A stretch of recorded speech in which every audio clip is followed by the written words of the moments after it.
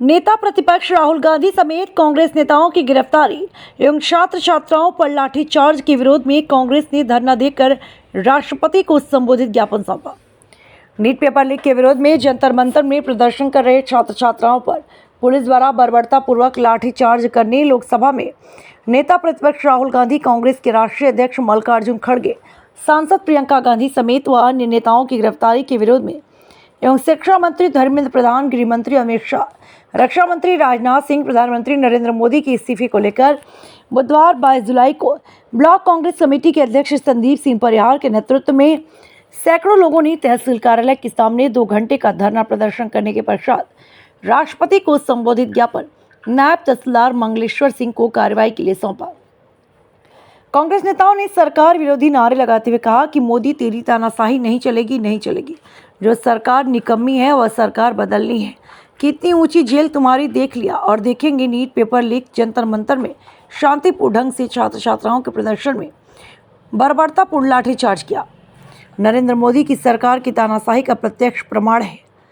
ऐसे पहले मंगलवार 21 जुलाई को 9 बजे से लेकर रात्रि 12 बजे तक भी कांग्रेस नेताओं की गिरफ्तारी के विरोध में तहसील कार्यालय के सामने धरना देकर सरकार विरोधी नारे लगाए थे। इस दौरान तमाम लोग मौजूद रहे, जिसमें कमलू सज्जन सिंह तिवारी, शत्रुंजय प्रताप सिंह, छोटे भैया, रोहित कांत और अन्य लोग मौजूद रहे। कमेटी ब्लॉक अध्यक्ष संदीप सिंह जी आज कार्यालय में उपस्थित हुए। इसे चले रूबरू होते हैं कि कल के जो दिल्ली में इतनी विगत स्थिति हुई, राजीव गांधी गिरफ्तारी, उस विषय नीट परीक्षा उसमें जो पेपर लीक हुआ उसमें से दिल्ली में छात्र छात्राओं द्वारा शांतिपूर्ण तरीके से आंदोलन प्रदर्शन किया जा रहा था अपनी मांगों को लेकर। जो उन छात्र छात्राओं के ऊपर बर्बरतापूर्वक लाठीचार्ज करवाई गई। इसमें से कुछ तो कहते हैं कि बाहरी लोग भी थे, बिना ड्रेस में थे। तो मतलब ये भाजपा द्वारा संयोजित षड्यंत्र रच के किया गया और ऐसा मारा गया जैसे लगता है कि आदमी किसी के सर फटे, अपने रीवा जिले के ही कहीं के हैं, उनका सिर फटा हुआ है। ऐसे मऊगंज के है ना, मऊगंज के पास नई गढ़ी है सारे वहाँ के हैं। तो इतनी बड़ी घटना अच्छी नहीं। फिर राहुल गांधी जी हमारे शांतिपूर्ण तरीके से उनसे मिलने गए। हाँ, नेता प्रतिपक्ष हैं बदल के मिलने गए उन छात्र छात्राओं से। इसके बाद वो शांतिपूर्ण तरीके से धरने पे बैठे। उनको उठाया गया, ऐसे घसीटा गया जैसे जानवरों को घसीटा जाता है। ये अच्छी चीज़ें नहीं है ना। भाजपा तानाशाही द्वारा दबाव बनाना चाहती है, विपक्ष को एकदम समाप्त कर देना चाहती है। अच्छा, तानाशाही में जो भाजपा विगत 14-15 वर्षों से अपने भारत में स्थित है, तो तानाशाही में क्या क्या चीज आखिर जनता के ऊपर थोपा जा रहा है? ये इतना दबाव बनाते हैं जनता के ऊपर, जैसे मान लीजिए कोई विरोध भी करना चाहता है तो उसका बेचारा जैसे 2 पैसे का कोई काम कर रहा है, उसे कागज पाथर निकाल लेंगे। कोई मान लीजिए थाना कोर्ट कचहरी का काम है तो दूसरे आदमी को लगा देंगे, वो भी बस फिर बताएंगे कि उनसे जाओ, फोन कराओ सत्ताधारी वाले नेताओं से। मजबूरी बस बेचारा परेशान हो जाता है, घर बैठ जाता है। और वो अच्छी आवाज़ उठाए तो देशद्रोही, दूसरा उठाए और उनका आदमी उठाए तो कहे अरे चल। ये स्थितियाँ हैं अपने यहाँ। उसी को उसमें से हमारे यहाँ हम लोग आज तहसील प्रांगण में धरना प्रदर्शन में बैठे थे। राहुल गांधी जी उसमें से उसी को हम लोगों ने ज्ञापन दिया है। जब तक राहुल गांधी जी इसकी मांगें पूरी नहीं होती सही ढंग से, तो तब तक हम लोग इसकी लड़ाई करते रहेंगे। सबका और हमारे वरिष्ठ कांग्रेस नेता संजय पांडे जी कार्यालय में उपस्थित हैं। संजय पांडे जी, आप थोड़ा जानकारी दें कि कल जो दिल्ली में राजीव गांधी के विरोध प्रदर्शन और गिरफ्तारी हुई, थोड़ा विस्तार से जानकारी। मैं एक बात तो ये कहना चाहूँगा सबसे पहले कि दिल्ली शर्मिंदा है इन सत्ताधीशों के कुकृत्यों से, तानाशाही से, लाल फीताशाही से। जनरल डायर के बारे में हम लोगों ने किताबों में पढ़ा था, जलियांवाला बाग कांड के बारे में, लेकिन उसकी पुनरावृत्ति होते इस स्वतंत्र देश में हम लोगों ने जो स्वरूप देखा है जो स्वरूप जरिए मीडिया, सोशल मीडिया और तमाम समाचार पत्रों ने जो प्रकाशित किया, लाइव जो हम लोगों ने देखा है, तो मैं तो ये कहूँगा कि मेरी रूह कांप जाती है उन चोटों को देखकर। नीट पेपर का विरोध करने गए बच्चे, धर्मेंद्र प्रधान के इस्तीफे को लेकर राहुल गांधी जी ने शिक्षा की गुणवत्ता में सुधार की जो बात कही, उसके विरोध में जबरन लाठीचार्ज करवाना, राहुल गांधी जी को गिरफ्तार करवाना, ये दक्षिण कोरिया जैसे हालात पैदा कर देना है। ये तानाशाही का ज्वलंत नमूना उन्होंने पेश किया है। मतलब लोकतंत्र ऐसा लग रहा है कि है ही नहीं है। आदरणीय, एक बात मैं ये कहना चाहूँगा कि भारत में लोकतंत्र है कहाँ? ईवीएम से चुनी गई सरकारें लाठियाँ भाजती हैं, वो इस्तीफा तो देती नहीं है। तो ये सरकार है कहाँ? लोकतंत्र है कहाँ? है? मैं शर्मिंदा हूँ, भारत देश का नागरिक होने के बावजूद भी ऐसे लोकतंत्र पर मैं शर्मिंदा हूँ। 2014 से लेके अब तक भारत में ये लोकतंत्र का काला अध्याय चल रहा है।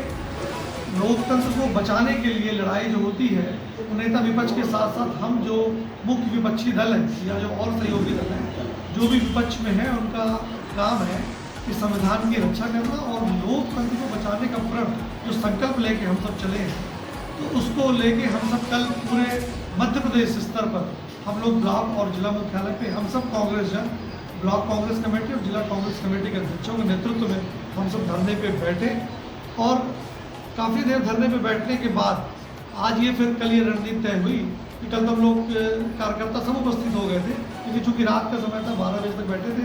उसके बाद ये तय हुआ कि आज हम सब तहसील कार्यालय पर धरना देंगे इस तानाशाही और हिटलरशाही के खिलाफ। तो हम सब वरिष्ठ कांग्रेस में बैठे थे। दिल्ली में इतने बड़े बर्बरता शासन के ऊपर हुई, इसमें ये कहा जा रहा है कि इसमें विदेशी हाथ है, कुछ विदेशी लोग इसमें। अब कई बार आपने सुना होगा, जब भी ऐसा कुछ विषय आता है तो ध्यान भटकाने के लिए लगातार ये कहा जाता है कि विदेशी फंडिंग हुई है। मैंने तो टीवी न्यूज़ में देखा कि वो कह रहे हैं कि इस्लामिक देशों ने फंडिंग की है, कहीं कहते हैं क्रिश्चियन देशों ने फंडिंग की है। अब आप ये बताएं कि क्या मोदी शाह को ललकारना या उनकी गलत नीतियों पे असहमति व्यक्त करना क्या देशद्रोही होगा? मैं तो ये नहीं मानता। कम से कम इस देश को आज़ाद हुए 76, 77, 78 साल होने वाले हैं और सरकार का विरोध करना देशद्रोह की परिभाषा नहीं है। अगर देशद्रोह की परिभाषा ये है तो राम मंदिर में आपने क्या किया? राम मंदिर में आपने चंदा वसूल के चंदा चोरी किया।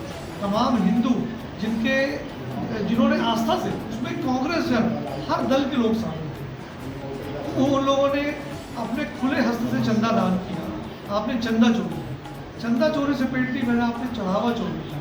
कहीं ना कहीं छात्रों के भविष्य का सवाल है, तो कांग्रेस इस मुद्दे को लेके अंजाम तक जाएगी। वो चाहे भारतीय राष्ट्रीय कांग्रेस हो, चाहे प्रदेश कांग्रेस कमेटी हो, जिला कांग्रेस कमेटी हो या ब्लॉक कांग्रेस कमेटी हो, हम सब हर समय छात्रों को जब तक उनका अधिकार नहीं मिल जाता, जब तक गृह मंत्री अमित शाह और शिक्षा मंत्री धर्मेंद्र प्रधान का इस्तीफा नहीं जाता, तब तक हम इस तरह लोकतांत्रिक तरीके से धरना प्रदर्शन करते रहेंगे।